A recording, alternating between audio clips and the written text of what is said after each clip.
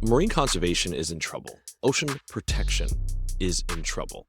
I am here on the beautiful island of Oahu in Hawaii, and I've seen some things that make me worry. And not just here, but I see it happening everywhere.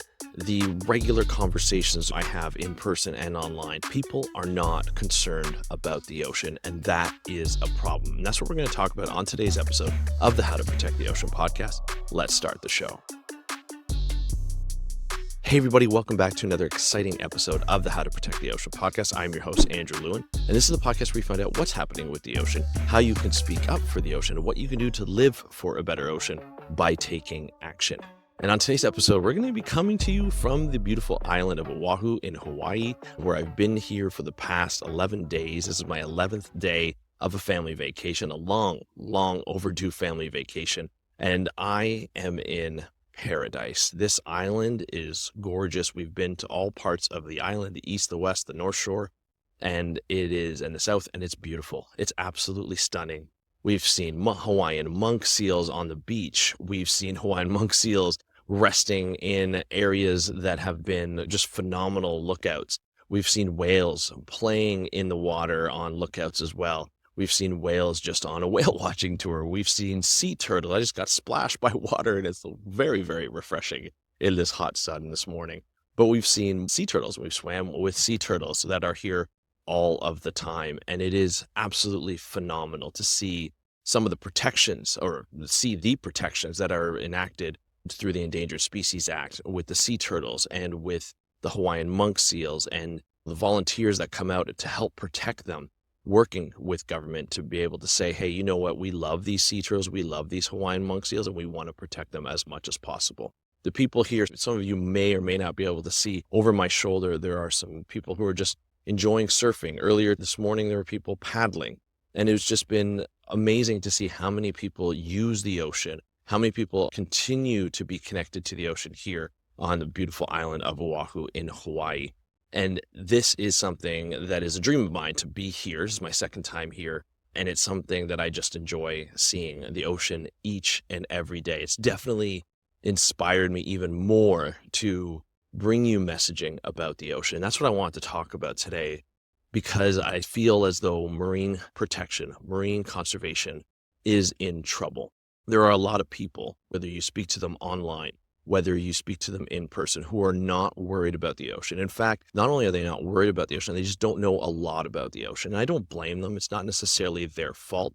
We just don't have a lot of resources that they can go to on a regular basis that are part of mainstream TV or mainstream movies or mainstream news. The only time we see news is when there's a tragedy or there's climate change or a quote unquote shark attack. That's where we start to see us talking about marine conservation or marine protection. Even in documentaries, we see the major problems around ocean conservation or a certain part of climate change, but we are not seeing the solutions. They just focus on the problems because it makes good TV. It makes good documentaries. It makes people click on articles, but it doesn't provide people with hope. It doesn't provide people with the education needed to be able to say, hey, you know what? The ocean's in trouble and there's a way around it. We can actually protect this place, but we need your help.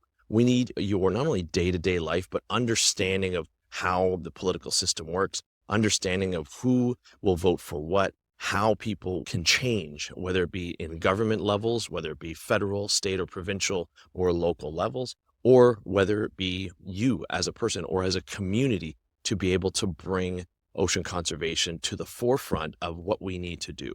Every second breath that we take is due to the ocean. Think about that for a second. Every second breath is due to the ocean. The oxygen produced by the ocean provides us with every second breath we take. If we destroy the ocean, we destroy ourselves. Humans need the ocean. We need to learn about the ocean. We need to, I hate to say it, subscribe to channels like this to be able to say, hey, you know what? We need to learn more about what we can do with the ocean, how we can protect it, and how we can learn more about it. I've been here for the last 11 days with my family, and it's been phenomenal to see, but there have been some disappointing things that I have seen.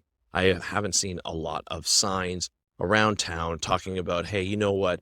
discard of your garbage, discard of your plastics, or don't use single plastics. This is not to say Oahu is against using single plastics or for using single plastics. This is about saying general messaging around tourist spots where tourists need to be educated in how we act in and around the ocean is extremely important. I come here to try and not only visit and enjoy and connect with the ocean, but I want to take care of the ocean while I'm here and make sure that anything that I do, whatever footprint that I leave, is minimal on the ocean. I love to be connected. I've gone snorkeling, I've gone whale watching, I've gone to the different beaches to see sea turtles and gone on long hikes to look out at these beautiful views. And I want to protect that. I want to see albatrosses, which I've seen, and they're absolutely amazing.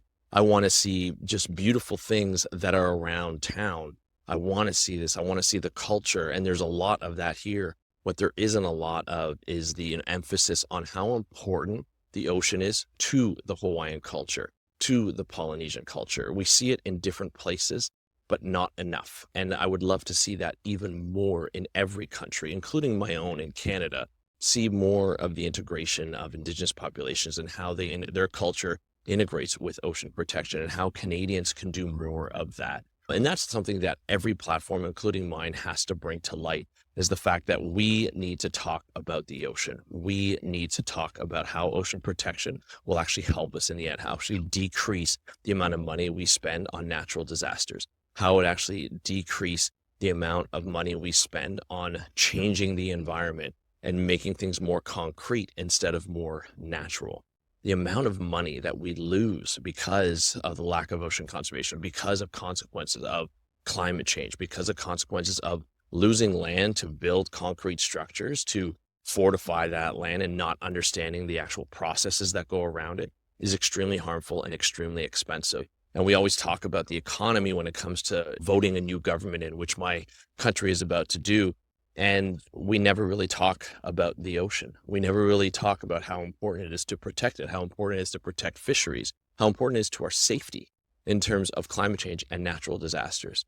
This is something that's extremely important. It takes a lot to restore, but it doesn't take a lot to conserve. It's less money to conserve and protect. And I feel that this is a call to action to say, hey, you know what?